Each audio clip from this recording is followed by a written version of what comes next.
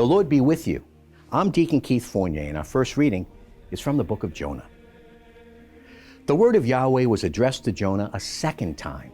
Up, he said, go to Nineveh, the great city, and preach to it as I shall tell you.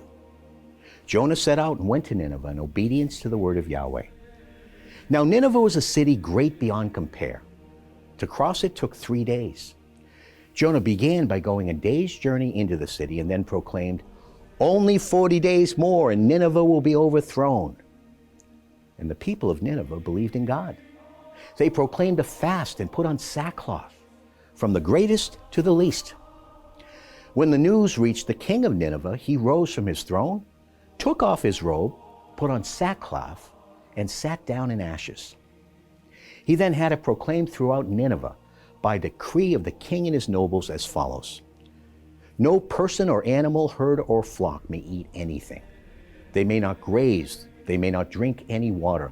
All must put on sackcloth and call on God with all their might.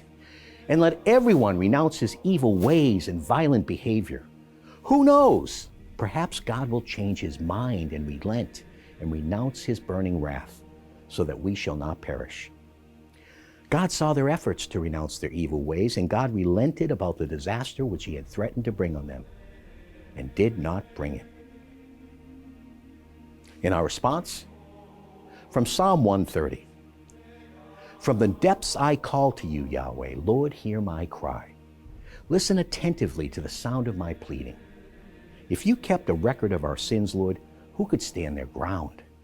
But with you is forgiveness, that you might be revered. Let Israel hope in Yahweh, for with Yahweh is faithful love, with him generous ransom, and he will ransom Israel from all its sins. A reading from the Holy Gospel according to St. Luke. In the course of their journey, he came to a village, and a woman named Martha welcomed Jesus into her house. She had a sister called Mary, who sat down at the Lord's feet and listened to him speaking.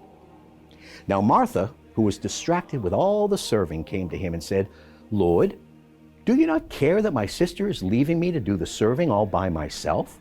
Please tell her to help me. But the Lord answered, Martha, Martha, he said, you worry and fret about so many things, and yet few are needed. Indeed, only one.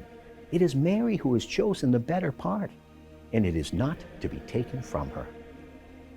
The Gospel of the Lord.